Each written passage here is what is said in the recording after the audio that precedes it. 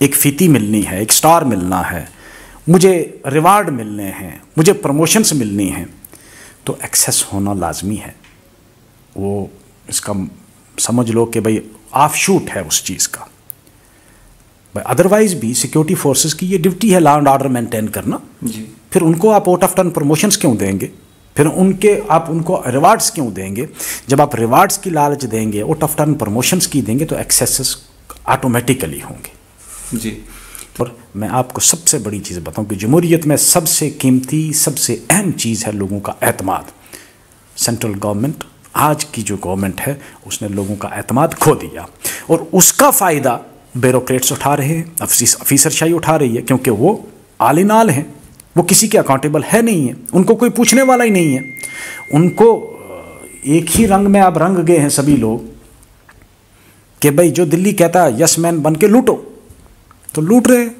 Date में ज़्यादा हैं।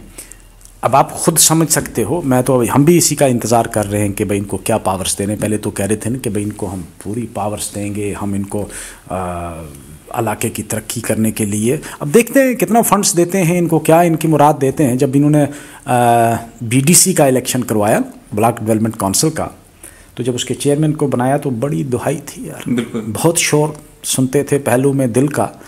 जब चीरा तो फ़कत कतराए खून निकला।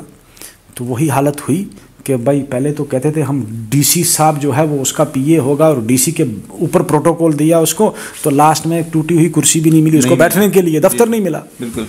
तो पता नहीं इनकी क्या हालत होनी है। आप देखते हैं, हम भी देखते हैं यार क्या होता है आगे। आप देख रहे हैं न्यूज़ सर इंडिया और मैं हूँ अरफाज अहमद डैंग। आज की खास मुलाकात में हमारे साथ मौजूद हैं फॉर्मर जज व नेशनल कॉन्फ्रेंस के senior leader mister Muzaffar Khan साहब। सर स्वागत का न्यूज़ सर इंडिया में। शुक्रिया। मुजफ्फर सर, सबसे पहले हम आपसे जानना चाहेंगे, जिस तरह से BJP इन DDC इलेक्शंस को लेके ये दावे कर रही है कि हम लार्जेस्ट पार्टी बन के उभर के सामने आए हैं, कितना दम है इन दावों में? मैं इसको एक सिल्ली लॉजिक कहता हूँ। सिल्ली लॉजिक के जब आप अपना मकसद खोगे तो अब आपको अपने आप को बेहतर साबित करने के लिए सिल्ली लॉजिक इस्तेमाल कर रहे हो आप। भाई सिंगल लार्जेस्ट पार्टी, कौन सी सिंगल लार्जेस्ट पार्टी? आपकी जो उम्मीद थी कि हम कश्मीर में स्वीप करेंगे, और आपकी पूरी एडमिनिस्ट्रेशन लगी हुई थी गुपकार अलायंस को हराने के लिए। पूरे जम्मू कश्मीर की जितनी एडमिनिस्ट्रेशन थी वो सब लगे हुए थे, सब लगे थे अपनी उस एक पार्टी को जिताने के लिए। उसकी हालत ये हो गई कि आप डबल डिजिट भी नहीं पहुंच पाए इस सब के बावजूद। तो फिर अगर आप ये कहते हो कि हम सिंगल लार्जेस्ट पार्टी हैं, तो इसको मैं सिल्ली लॉजिक कह सकता हूं और कुछ नहीं है। तो सर, ये जो इनके दावे हैं, तो ये लोगों में किस तरह का मैसेज देने की कोशिश कर रहे हैं? लोगों ने इनको रिजेक्ट किया है। आप देखो पुंछ, राजौरी, डोडा, भद्रवाह, किश्तवाड़, जम्मू प्रोविंस में भी, even for that matter Jammu में भी, अगर आप इनका वोट शेयर देखेंगे वो गिरा है। हालांकि यहाँ यूनियन मिनिस्टर बैठे हुए थे, कश्मीर में भी, जम्मू में भी। एक पंचायत के इलेक्शन के लिए आपने दिल्ली से मिनिस्टरों को लाया, हमारा कोई पार्टी लीडर कैंपेन के लिए नहीं आया। हमें हालांकि गिला रहा कि राजौरी में हमारी पार्टी टॉप लीडरशिप कोई नहीं आई, उमर साहब नहीं आए, फारूक साहब नहीं आए, महबूबा मुफ्ती जी नहीं आई, जितने गुपकार के डिक्लेरेशन के लीडर्स थे वो राजौरी में भी नहीं आए। हमें हालांकि गिला रहा, लेकिन उन्होंने एक अपनी जस्टिफिकेशन दी। कश्मीर में आपने सुना भी होगा और आप मुझसे बेहतर जानते हैं, जितने अलायंस के कैंडिडेट थे, on one pretext or the other, कभी आपने उनको सिक्योरिटी का रीज़न दे के अंदर बंद कर दिया, कैंपेन तक नहीं करने दी। उसके बावजूद भी लोगों ने बगैर वोट मांगे उन्हीं को वोट दिया। तो ये वोट किसके खिलाफ है? गुपकार अलायंस जो था, उनका एक ही मुद्दा था कि ये वोट 5 अगस्त और उसके बाद के जितने फैसले हैं उनके हक में है या उनके खिलाफ है जी। तो वोट तो जनरल पब्लिक ने उनके खिलाफ दिया है। अब भी आप इसको तस्लीम नहीं करते तो ये आपकी मर्जी है। ये उधर से आप कहते हो कि जमहूरियत की जीत है। अरे भाई, अगर जमहूरियत की जीत है, तुम इतना ही जमहूरियत पे एतमाद रखते हो, तो फिर जमहूरियत के इस फैसले को तस्लीम क्यों नहीं करते आप कि जम्मू कश्मीर की आवाम ने आपके खिलाफ वोट की ताकत से ये साबित किया कि आप गलत हो। अब तस्लीम करो इसको। अब वो मानने के लिए भी आप तैयार नहीं हैं। अब आपने खरीदो फरोख्त शुरू कर दी है। अगर जमहूरियत को आप मजबूत करना चाहते हैं, अगर आप जम्मू कश्मीर के लोगों के जो जज्बात हैं उनकी कदर करना चाहते हैं, आप उनको जीतना चाहते हैं, तो उन्होंने जो जमहूरी तरीके से जो आप के ख़िलाफ़ फ़ैसला दिया उसको तस्लीम करो, खमसर तस्लीम। अब उसको आप लोग ख़रीदो फरोख्त करके आप अपने हॉर्स ट्रेडिंग से आप लोगों के दिल को नहीं जीत सकते। इससे अलाइनेशन और बढ़ेगी, लोग और नाराज़ होंगे जो पहले ही नाराज़ हैं। ऑलरेडी आपने देखा होगा कि पेंट अप एंगर है लोगों में, और उस एंगर को लोगों ने एक्सप्रेस किया है इस इलेक्शन में, लेकिन अभी भी सख्त नाराज़गी है लोगों में। वो जो 370 का मामला है, उसके बाद जितने कानून इन्होंने लाए, काले कानून मैं उनको कहूँगा, उसके लिए लोग सख्त नाराज़ हैं। सर, एक चीज़ की बहुत खुशी है बीजेपी में कि कमल खिला है कश्मीर में, कैसे? अरे भाई खिला कहाँ, वो भी तो बताओ कहाँ खिला? आपकी पूरी एडमिनिस्ट्रेशन, पूरी मशीनरी जो गवर्नमेंट की थी, आपने उसमें लगा दी थी कि अपनी पार्टी और बीजेपी को जिताना है जी। मिला क्या आपको? आप देख लो, स्टैटिस्टिक्स देख लो, फूल खिला खिला कहाँ, ये भी तो बताओ ना। आपकी 3 सीटें आई, उसमें से एक तो आपने फार्म रिजेक्ट करवाया था जानबूझ के, और दूसरी जो सीटें जो आई हैं वो कहीं दिखते भी नहीं हैं। कहाँ वो, किसको जिताया आपने? वो भी मैंने सुना है कि किस तरह जीते हैं, वो आपको भी पता है, मुझे भी पता है, लेकिन वो 2 हैं कहाँ, वो मिल ही नहीं रहे हैं। वो कभी सामने आए मंजर आम पे? मिल नहीं रहे। सर, अभी कुछ दिन पहले एक इनकाउंटर होता है और उसमें जो है जो माँ बाप होते हैं उन बच्चों के, वो कहते हैं कि बच्चे जो हैं अपनी एडमिशन करवाने के लिए जा रहे थे और पुलिस और एडमिनिस्ट्रेशन जो है इनकाउंटर बताती है उसको। तो इसको किस तरह से देखेंगे? क्योंकि पिछली बार भी जब रजौरी के ही जो हैं 3 लड़के मजदूरी करने जाते हैं और एडमिनिस्ट्रेशन भी इस चीज़ को मानती है कि उनसे गलती हुई है, तो ये सारा जो ये चल रहा है खेल, इसको किस तरह से देखेंगे? जो ये मुलाजमीन जो बैठे हैं अपने कंधों पे जो स्टार बढ़ाने के लिए या तमके बढ़ाने के लिए जो इस तरह की कार्रवाई करते हैं, उनको किस तरह से देखते हैं? मैंने शायद एक बार पहले भी, शायद आप आए थे या कोई और आया था, जब मैंने उनके बच्चों की, जो रजौरी के बच्चे थे, मैंने हैबियस कॉर्पस पिटीशन भी की थी हाई कोर्ट में। मैंने उस वक्त एक चीज़ आपको बताई थी कि अगर आप साफ और शफाफ तरीके से इस इंसर्जेंसी को भी डील करना चाहते हैं तो पहला काम ये करें कि जो आउट ऑफ टर्न प्रमोशंस हैं और रिवार्ड्स हैं, आप इनको ख़त्म कर दें। खुद ब खुद इस मसले का हल हो जाएगा जी। जब मुझे पता है कि मुझे किसी की लाश पर एक फीती मिलनी है, एक स्टार मिलना है, मुझे रिवार्ड मिलने हैं, मुझे प्रमोशंस मिलनी हैं, तो एक्सेस होना लाजमी है। वो इसका समझ लो कि भाई ऑफ शूट है उस चीज़ का। भाई अदरवाइज भी सिक्योरिटी फोर्सेस की ये ड्यूटी है लॉ एंड ऑर्डर मेंटेन करना जी। फिर उनको आप आउट ऑफ टर्न प्रमोशंस क्यों देंगे? फिर आप उनको रिवार्ड्स क्यों देंगे? जब आप रिवार्ड्स की लालच देंगे, आउट ऑफ टर्न प्रमोशंस की देंगे, तो एक्सेसेस ऑटोमेटिकली होंगे। जी। तो सर, ये जो अभी हमारे जम्मू कश्मीर के जो हालात बने हुए हैं और जिस तरह से 370 और 35 के तोड़ने के बाद जो दावे किए गए थे करप्शन को जड़ से उखाड़ के फेंकने के, लेकिन ग्राउंड लेवल पे कुछ उल्टा ही दिख रहा है। करप्शन जो है पहले से ज़्यादा बढ़ चुकी है। तो क्या जो करप्शन को लेके जो एक माहौल बनाने की कोशिश करनी थी या की जानी चाहिए थी, क्या वो काबिल तारीफ़ नहीं हो पाई और ग्राउंड पे उस तरह की सिचुएशन नहीं क्रिएट कर पाई? एडमिनिस्ट्रेशन या मरकज़ी सरकार जो है नहीं कर पाई और करप्शन जो है वो बढ़ता ही जा रहा है लगातार। आपने मेरे सवाल का जवाब खुद ही दे दिया। हम लोग सुनते थे कि जी 370 जो था वो करप्शन का मंबा है, मिलिटेंसी का मंबा है, सेपरेटिस्ट आइडियोलॉजी का फाउंटेन हेड है, और इसको ये प्रोजेक्ट किया गया कि 370 मुसलमान हैं। लेकिन अब महसूस होने लगा लोगों को कि 370 जम्मू और कश्मीर दानों के लिए और लद्दाख तीसरा खिता जो है, तीनों के लिए उनकी एक आबरू थी, इज्जत थी, शान थी। हमारा अपना आइन था और 370 कोई नया नहीं आया। किसी जम्मू कश्मीर के लीडर ने हमें नहीं दिया। Constitute assembly of Indian constitution, Bharat के आइन जिसने बनाया, जिसके हेड डॉक्टर अंबेडकर थे, बहुत लंबी चौड़ी डिस्कशन के बाद कॉन्स्टिट्यूट असेंबली ने इसको 370 को रखा हुआ था। अगर ये एंटी नेशनल थे तो कॉन्स्टिट्यूट असेंबली थी, हम नहीं थे। और 73-74 साल उसी कॉन्स्टिट्यूशन का वो हिस्सा रहा। तब तक वो लोग ना एंटी नेशनल थे, उस पर डिबेट भी हुई। और जम्मू कश्मीर कोई वाहिद रियासत नहीं है जिसको कोई स्पेशल स्टेटस है, बहुत सारी ऐसी हैं। 371 पढ़ो आप, 371 A, B, C, D article जी। कम से कम 9 स्टेटें हैं जिनको स्पेशल मुराद है।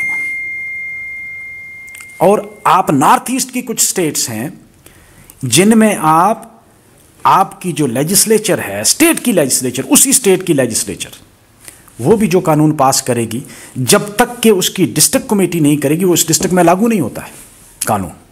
तो ये कोई नई बात नहीं थी। फेडरल सिस्टम जो हमारा है, फेडरल सिस्टम में पावर्स किसी स्टेट को कम, किसी को ज़्यादा डिस्ट्रीब्यूट की जाती हैं। अपना अपना एरिया डिफाइन किया गया था। कुछ मामलात में पार्लियामेंट को पावर थी, कुछ मामलात में हमारी असेंबली को पावर थी जी। अब ये लोगों में सख्त गुस्सा है कि आपने हमारी असेंबली की वो पावर्स क्यों छीनी। और पूरे हिंदुस्तान में, इतने बड़े मुल्क में, एक रियासत थी मुस्लिम मेजॉरिटी स्टेट, आपने उसी को चुन के क्यों निशाना बनाया। इस चीज़ का सख्त गुस्सा है लोगों में। अब आपके जो मीडिया है वो उसको एक्सप्रेस नहीं कर रहा, ना ही वो प्रोपेगेट कर रहा है, ना ही वो लोगों के दिलों की तर्जुमानी कर रहा है। उसका जम्मू में भी गुस्सा है कि जम्मू के लोगों को भी अब फील होने लगा कि हम बहुत कुछ खो गए। हमारी वो इज़्ज़त, वो एहतराम, वो शान, वो कल्चर, एम्प्लॉयमेंट, ज़मीन, सब कुछ खो दिया। और सबसे ज़्यादा कल्हाड़ी गिरने वाली हम पे है, जम्मू वालों पे। लेकिन कुछ लोगों को मुझे समझ नहीं आता क्या सब्ज़ बाग दिखा के उस वक्त चुप कराया गया, लेकिन आस्ता आस्ता आप लोगों को महसूस होने लगा है। और ये चीज़ अब साबित होगी कि करप्शन, आप खुद कहते हैं करप्शन कम नहीं हुई, हर आए दिन करप्शन में इजाफा हो रहा है। डिलीवरी सिस्टम पूरा इस वक्त ठप पड़ा है, कोई अकाउंटेबिलिटी नहीं है, कोई ऑफिसर किसी के अकाउंटेबल है ही नहीं, वो किसी के जवाबदेही नहीं है जी।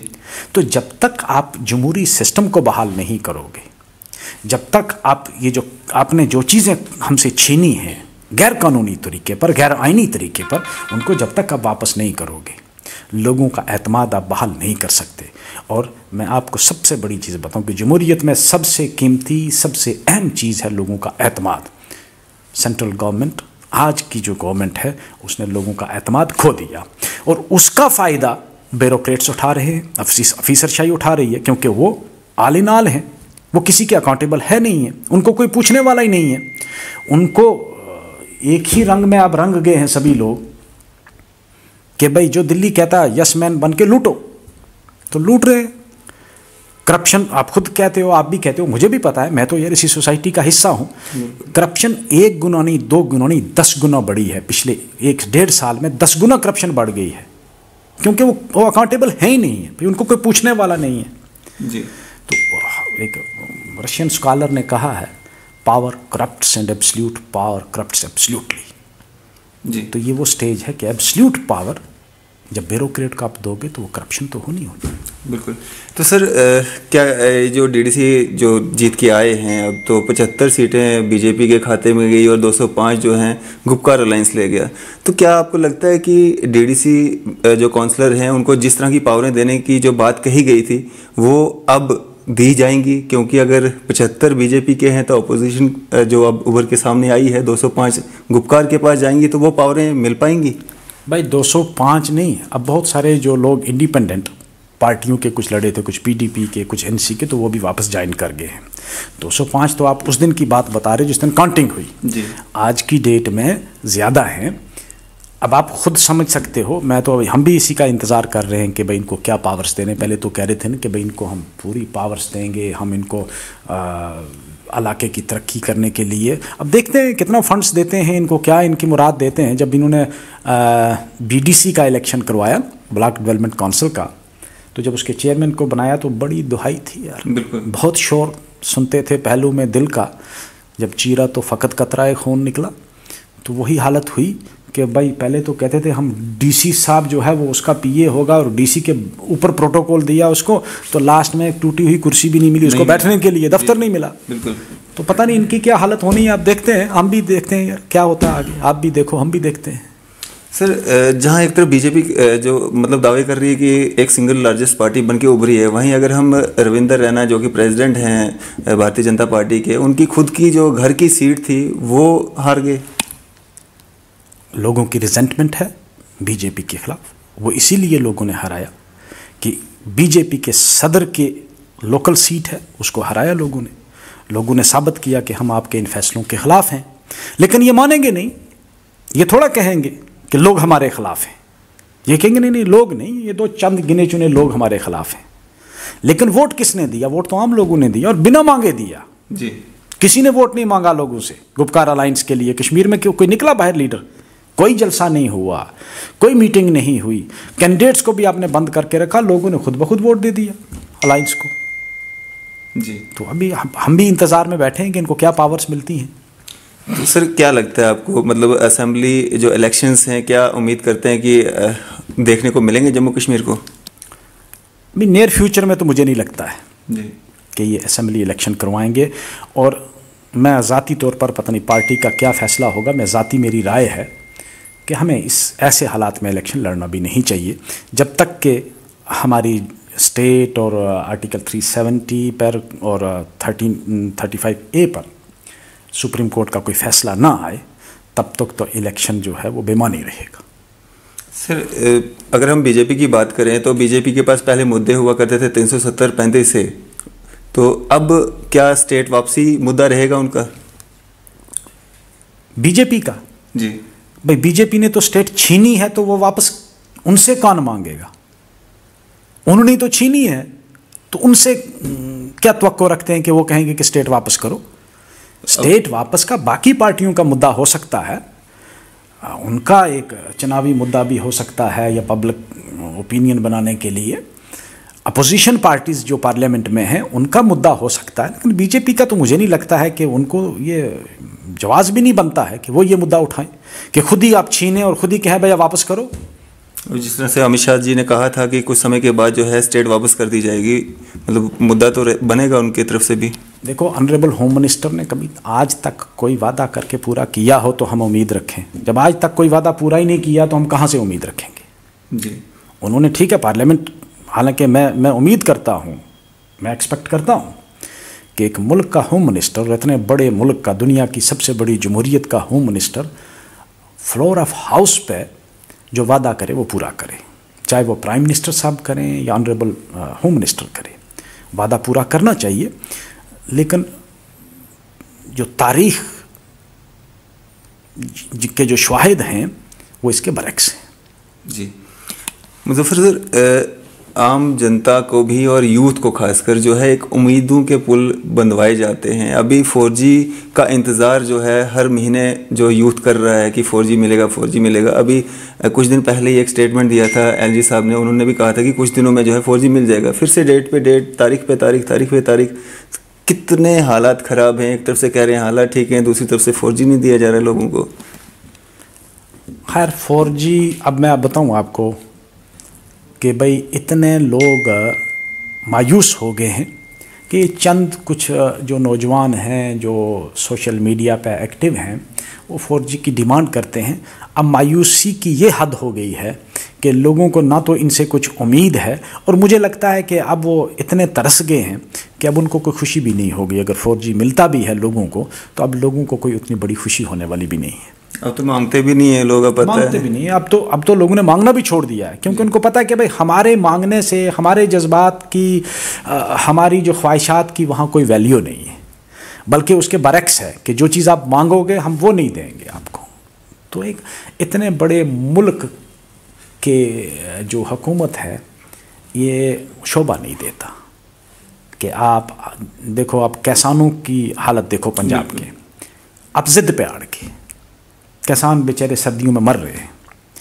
तो एक मुल्क की जो हुकूमत है, इस बड़े इतने जमहूरी हुकूमत जो है, लोगों की इलेक्टेड गवर्नमेंट जो होती है वो कभी इतनी एरोगेंट नहीं हुई इससे पहले।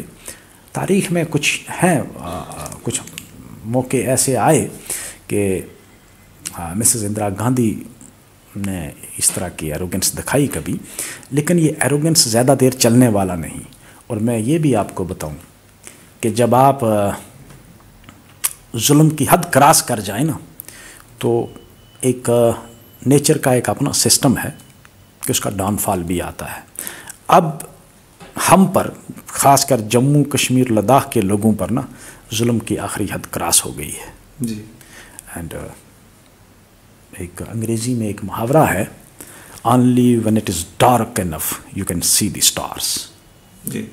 अब स्टार्स नज़र आने लगे। I am hopeful. सर क्या मैसेज रहेगा आपका आम जनता के लिए? देखो, मैं पुंछ राजौरी से ताल्लुक़ रखता हूँ और जम्मू प्रोविंस से ताल्लुक़ रखता हूँ। मैं तो ये कहूँगा कि जम्मू कश्मीर और लद्दाख तीनों खित्ता की आवाम जब तक आपस में मिलकर नहीं बैठेंगे, ये कभी ना तो तरक्की कर सकते हैं, ना इन मसाइब का ये मुकाबला कर सकेंगे। अगर आज भी आप उसी तरह डिवाइड रहेंगे, ये जम्मू वाला, ये कश्मीर वाला, ये पुंछ वाला, ये राजौरी वाला, ये लद्दाख वाला, तो फिर डिवाइड एंड रूल जो फ़ैरो की पॉलिसी थी, वही पॉलिसी आज सेंट्रल गवर्नमेंट हम पे अप्लाई कर रही है। अगर हम इसी तरह तकसीम दर तकसीम होते रहेंगे तो कुदरती बात है हम नुकसान उठाएंगे। ज़रूरत इत्फाक की है। आइडियालॉजिकल डिफरेंसेस हो सकते हैं, लेकिन वो इस हद तक नहीं है कि हम अपने आप को ही ख़त्म कर दें। ये हराकिरी होगी हमारे लिए जी। ये एक किस्म की हराकिरी होगी कि हम छोटे छोटे इख्तलाफ को लेकर, रीजनल इख्तलाफ, ये जम्मू और श्रीनगर का आपस में इख्तलाफ, इसको इतना it has been blown out of proportion, इतना आउट ऑफ प्रोपोर्शन इसको ब्लो किया गया कि आपने जम्मू को कश्मीर के मद्दे मुकाबल खड़ा कर दिया। You have pitted Jammu against Kashmir valley, और उसका फ़ायदा ये हुआ कि जम्मू वालों को भी नुकसान उठाना पड़ा। नुकसान जब जम्मू कश्मीर का होगा तो पूरी आवाम का होगा। इसलिए मेरी यही गुजारिश है, एक मैसेज यही है कि आपस में छोटे मोटे जो सियासी इख्तलाफ हैं उनको पसे पर्दा रखकर बड़े काज के लिए मिल के जम्मू कश्मीर लद्दाख, जिसमें हिंदू मुस्लिम सिख ईसाई और बौद्ध, ये तीनों चारों कम्युनिटीज़ मिलकर अपने हक़ के लिए जब तक नहीं लड़ेंगे तो हमें कोई फ़ायदा होने वाला नहीं। शुक्रिया सर हमारे साथ बातचीत करने के लिए और अपना कीमती समय देने के लिए। ये थे हमारे साथ मुजफ्फर खान साहब, जो कि फॉर्मर जज व नेशनल कॉन्फ्रेंस के सीनियर नेता हैं, और काफ़ी सारे मुद्दों पे हमारे साथ चर्चा की। फ़िलहाल दीजिए इजाज़त। मैं अरफाज अहमद, कैमरामैन शाहनवाज के साथ।